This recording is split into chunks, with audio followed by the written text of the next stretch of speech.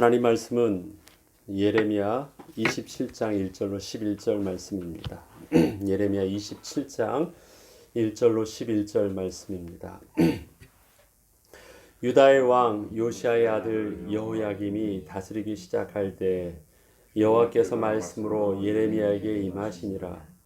여호와께서 이와 같이 내게 말씀하시되 너는 줄과 멍에를 같이 내 목에 걸고 유다의 왕 시드기야를 보러 예루살렘 온 사신들의 손에도 그것을 주어 에돔의 왕과 모압의 왕과 암몬 자손의 왕과 두로의 왕과 시돈의 왕에게 보내며 그들에게 명령하여 그들의 주에게 말하게 하기를 만군의 여호와 이스라엘의 하나님께서 이와 같이 말씀하시되 너희는 너희의 주에게 이같이 전하라.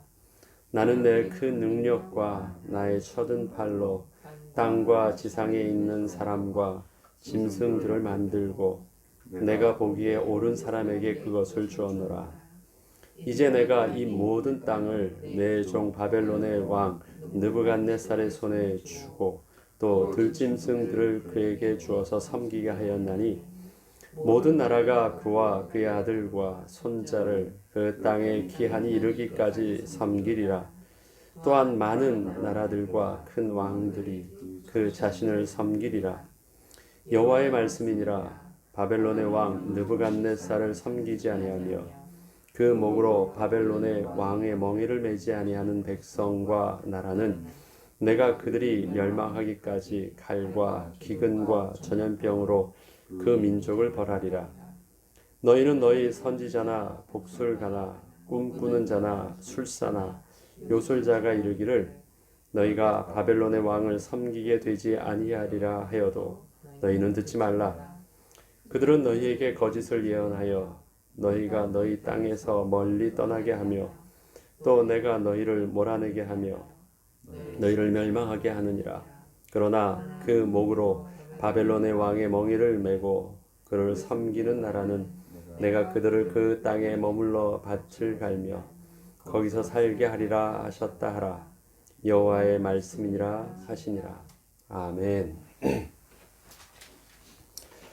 우리는 늘 성경 말씀을 읽고 우리 신앙생활을 또 하면서 우리의 늘 고민이 있다면 어떻게 성령의 인도를 받을 것인가? 어떻게 하나님의 뜻을 따라 우리가 올바른 그 길로 나아가며 또 삶의 어려운 순간을 어떻게 선택할 것인가? 그것이 우리 신앙생활의 가장 큰 고민이고 그 다음에 또 우리 마음에 하나님의 은혜를 구하는 우리 마음의 소원이기도 합니다.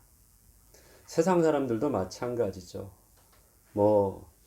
아주 큰 대기업의 회장은 사람을 뽑을 때도 역술가를 동원한다고 하는데 나름대로 어떠한 큰 결정을 하기 위해서는 바른 결정을 하기 위해서 그들 나름대로 할 수만 있다면 최선의 선택과 최선의 방법들을 다 하려고 합니다.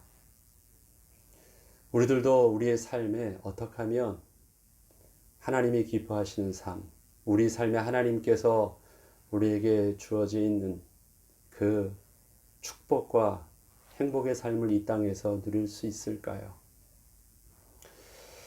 예레미야서를 통해서 예레미야 선지자는 이스라엘의 또 유다가 멸망할 때 가장 멸망을 그 눈으로 봤던 마지막 선지자입니다. 요시야 왕 때부터 마지막으로 바벨론에 잡혀가는 그 시드기야 왕까지 마지막에 그 멸망을 예언하였고 예언한 사실들을 그렇게 저들을 순종하지 않으므로 망하는 과정들을 다 보았던 선지자입니다. 미리 보았던 슬픔도 있었고 말씀대로 이루어지는 그 현장을 보면서 그의 삶은 너무 슬펐습니다. 아무도 잘 듣지 않는 그 시대에 강력하게 외쳤던 그래서 예레미야 선지자를 저희가 잘 알다시피 눈물의 선지자라고 말을 합니다.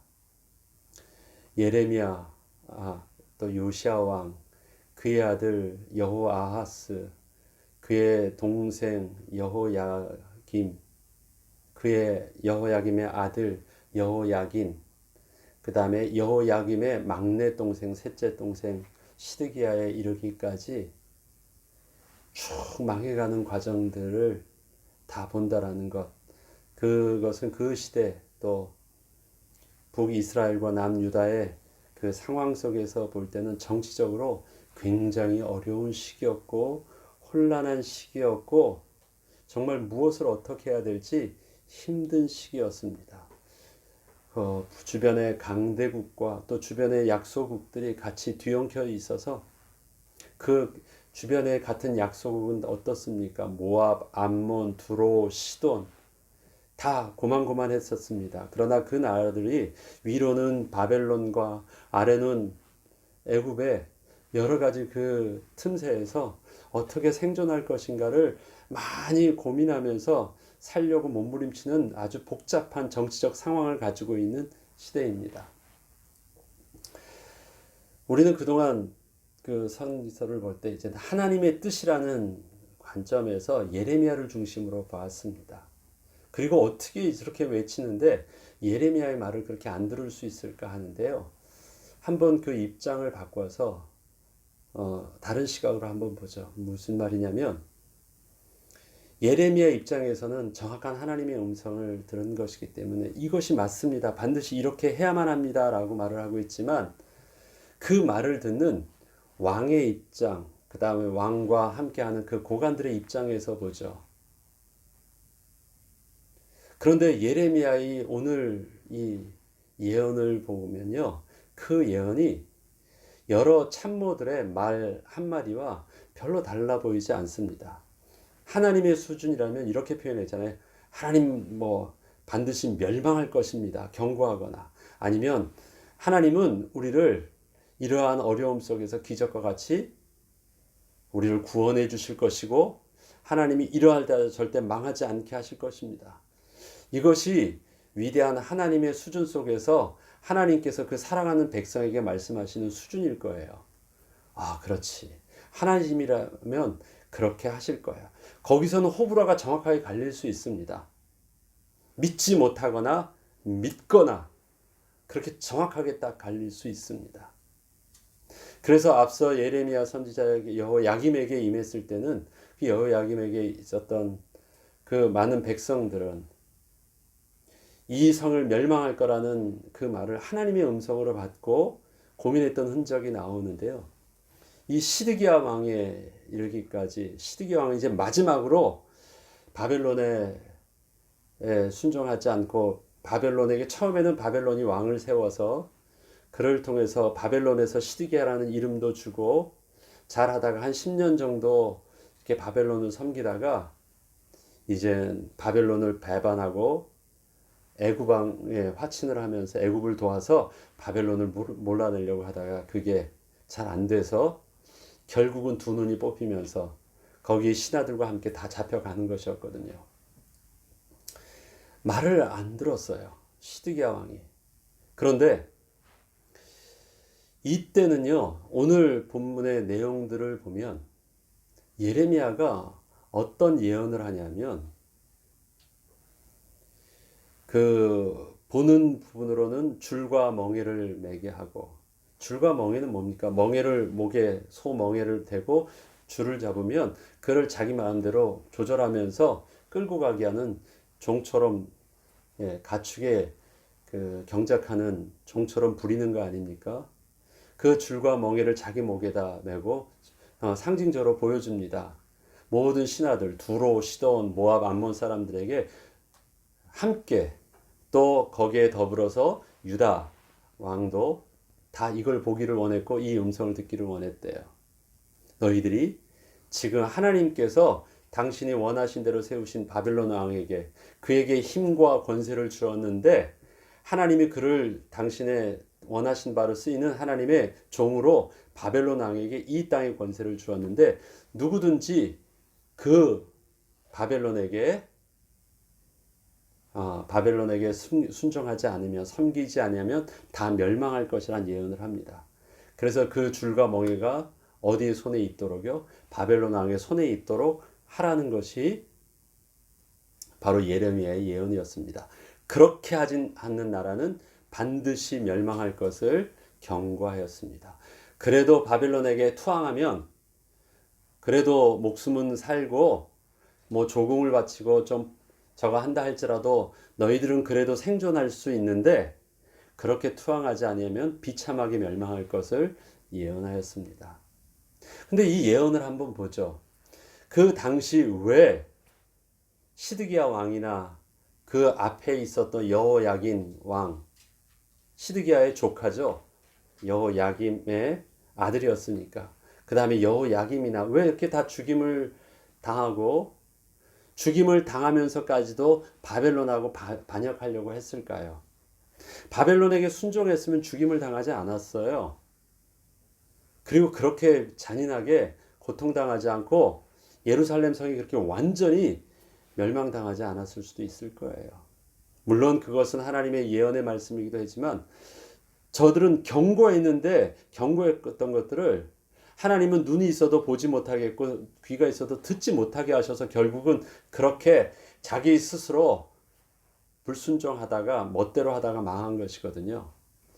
그런데 보면 그 당시 정치적인 이 상황 속에서 많은 신하들과 그 다음에 인간적으로 볼 때 가능성으로 본다면요. 많은 사람들은 고관들은 다 뭐라고 표현하고 있냐면 암만 해도 우리가 이 상황 속에서 정치적인 이 어려움을 타개하기 위해서는 지금 저 애굽의 힘을 빌리는 것이 낫겠습니다라고 하는 나름대로는 그래도 더 최선의 선택을 했습니다. 그게 바벨론을 배반한 거예요.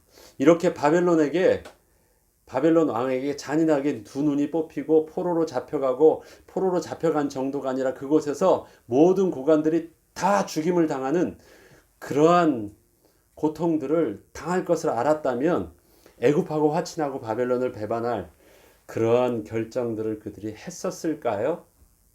절대 안 했을 거예요. 왕이 여러 참모들과 여러 이 신하들의 말을 듣습니다. 근데 다수의 의견은 그 다음에 눈으로 볼 때 어떤 가능성이 더 많아 보이는 그 의견은요. 애굽하고 화친하는 것이었어요. 그리고 몰래 바벨론을 배반해서 그 힘을 의지해서 바벨론을 몰아내는 것이었습니다. 그리고 그 가능성이 더 커 보였습니다. 그 가운데 예레미야도 지금 오늘 보니까 그렇게 하는 것보다는 바벨론을 배반하지 마십시오라는 것은요. 하나님의 뜻입니다. 하나님의 예언입니다 하기 전에 왕의 입장에서는요. 또 다른 한 부분에 자기에게 주는 의견으로 청취가 되는 거예요. 많은 의견들을, 많은 어떤 내용들을 나에게 오는데 결정들을 하는 데 있어서 나는 어떤 의견을 따를 것인가? 나는 어떤 것을 선택할 것인가? 지금 그 내용하고 뭐가 달라요? 한쪽은 바벨론을 배반하면 안 됩니다라고 얘기하는 것이고 한쪽은 애굽을 새롭게 화친해서 우리가 그 도움을 구해야 됩니다라고 말하는 것을요. 왕의 입장에서 듣는다면 다수의 의견과 그 다음에 전문적 성인인 베냐민 출신 그 아나도 사람의 그 예레미야 계속해서 자기들에게 부정적인 이야기만 그 아버지의 또 그 선대의 왕들 때부터 계속해서 그 말을 했던 예레미야의 한마디의 말, 늘 자기에게 좋은 말을 듣지 않아서 늘 듣기 싫었던 그 한마디의 말, 그거예요. 왕의 입장에서는요, 더 취사 선택할 수 있는 다수의 의견과 선택의 어떤 기준 속에서 하나를 듣죠. 우리의 삶의 상황이 이렇습니다.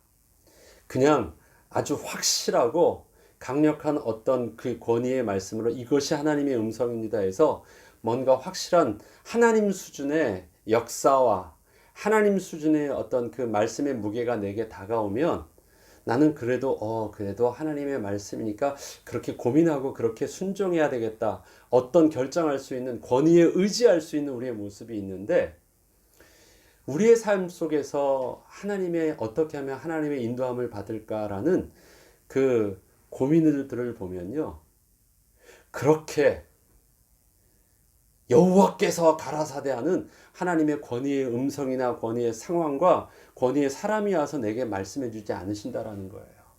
우리는 어떻습니까?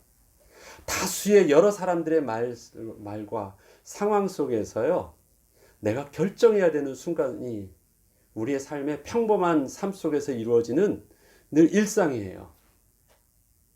거기서 우리는 어떻게 하나님의 인도를 받을 수 있을까요?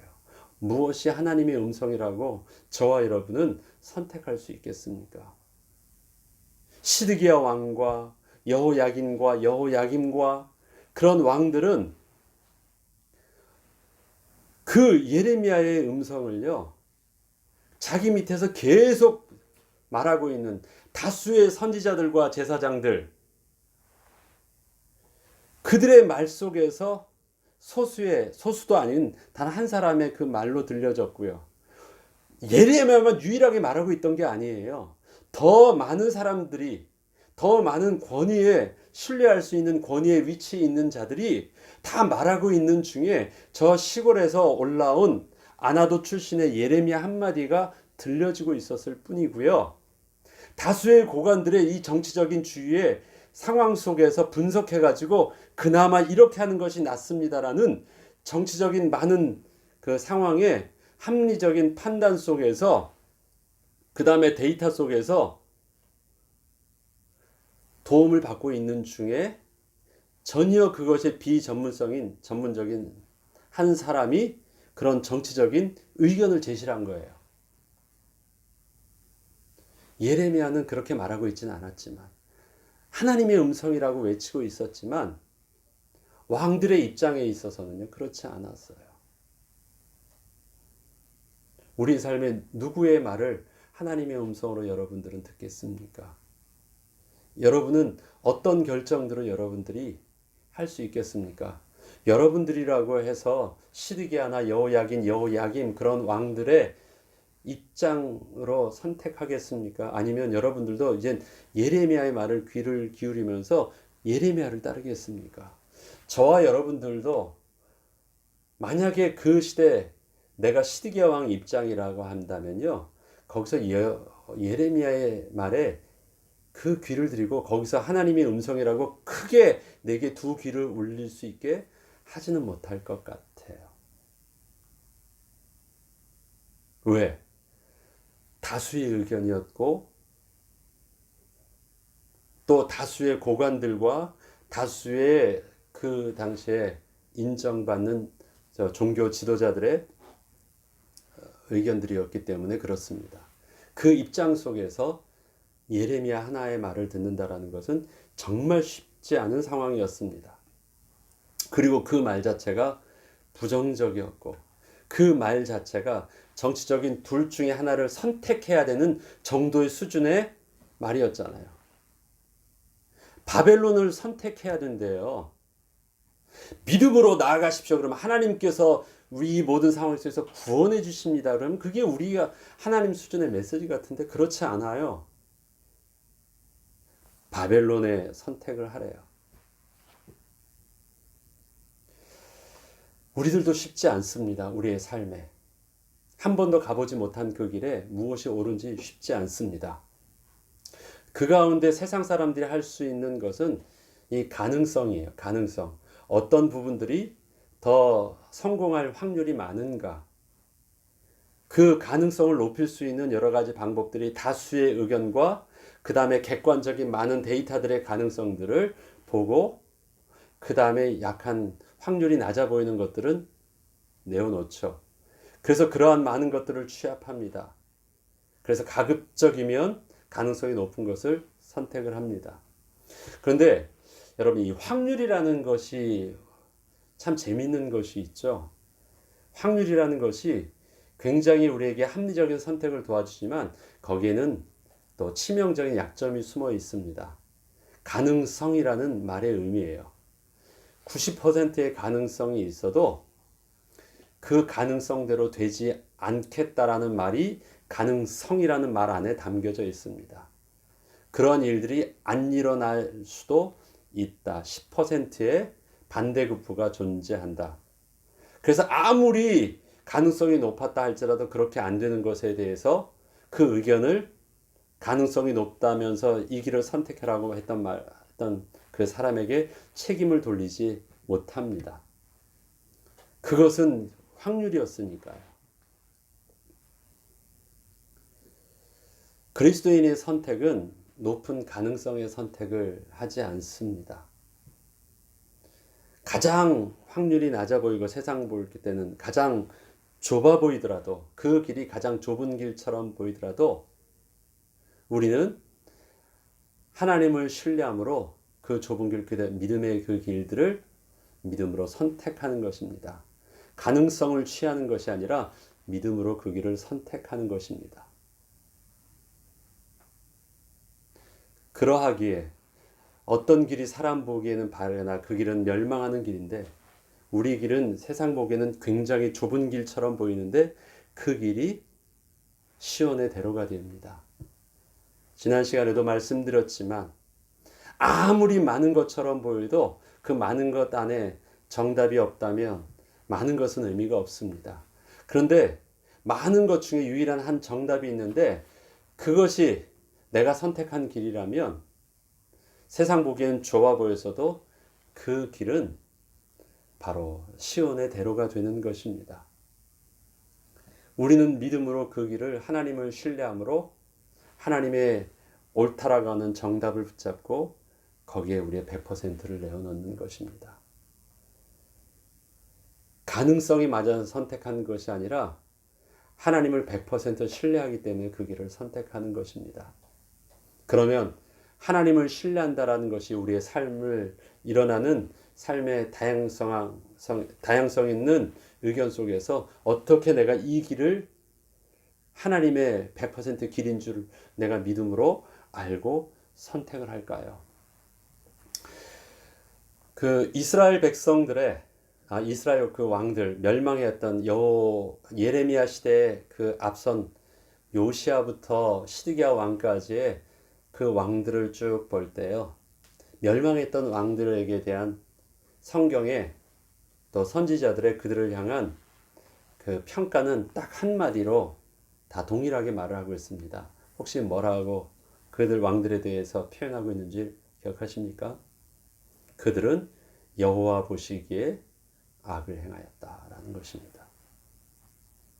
여호와 보시기에 악을 행하였다라는 것이 그러한 가능성 많은 선택을 하였지만 그것이 망하는 길이었다라는 것입니다. 여호와 보시기에 악을 행하였다라는 그것. 그 악은 하나님의 백성들에게 하나님의 말씀으로 올바로 인도하지 못했고 그들을 폭정했던 폭군의 모습도 있었습니다. 도덕적으로 백성들을 향한 정말 악한 못된 행실을 하였습니다. 그러나 그것보다도 더 하나님 보시기에 악을 행하였다라는 그 악의 모습 속에서는 그의 평상시의 왕의 통치하심 속에 하나님의 음성을 듣고자 하는 그의 의지가 없었다라는 것입니다. 평상시에. 지금 상황 속에서 내가 이 결정을 할 때는 그럴 수밖에 없다라고 하는, 이것이 가장 내가 최선의 선택이란 상황을요, 내가 충분히 변명할 수 있어요. 이러이러한 상황과 이러한 내용들을 취합하니까 나는 이렇게 할 수밖에 없었다라는 그 선택했던, 그 결정했었던 일에 대해서 변명할 수 있는데, 하나님은 그 변명 이전에 다른 모습을 먼저 보고 계신 것입니다. 오케이, 네가 그렇게 할 수 있었던 것 내가 그래, 네가 말이 옳다고 말할게. 어쩔 수 없다고 내가 인정해 줄게. 그러나 너가 여기서 그것 때문에 망하거나 실수했다라고 그것에 대해서 책임을 묻고 있는 것이 아니라는 것입니다. 어디서 책임을 묻고 있느냐?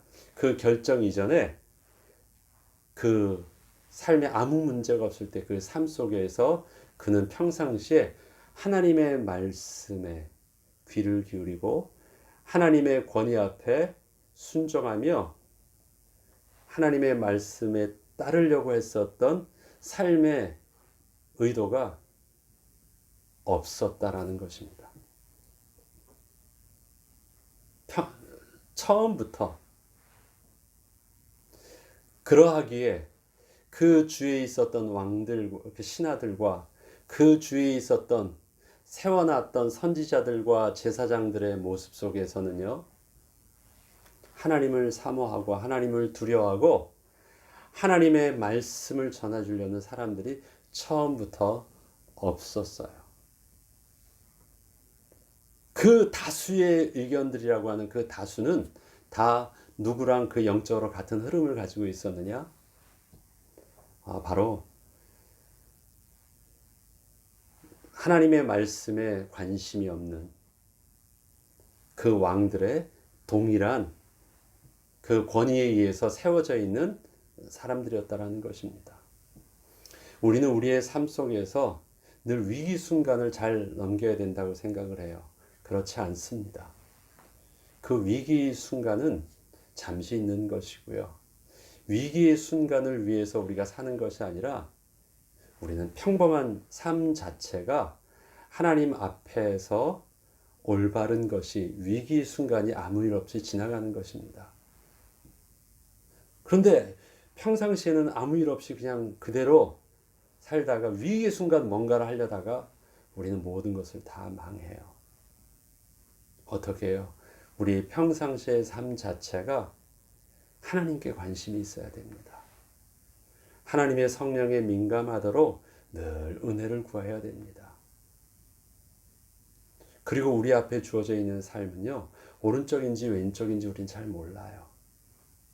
한 번도 가보지 못한 길입니다. 심지어는 나를 속이려고 사기치는 사람이 내게 지금 이것이 옳은 길이라고 주어지는 길인지 나는 몰라요. 사기를 치는 사람이요, 작정하고 달겨드는 거에 대해서 아무도 그 길을, 웬만한 사람은요, 그 길을 제대로 피해갈 수 있는 사람이 없습니다. 작정하고 달겨드는 사람이요. 어떻게 합니까? 무슨 내가 더 뛰어나다고요? 미래를 모르는데. 심지어는 그 길을요, 속아서 내가 선택하기도 해요.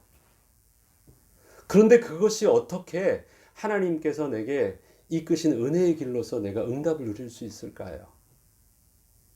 그것은 내가 올바른 결정을 할 수 있었던 합리적인 생각과 똑똑함과 판단의 올바름이 아니에요.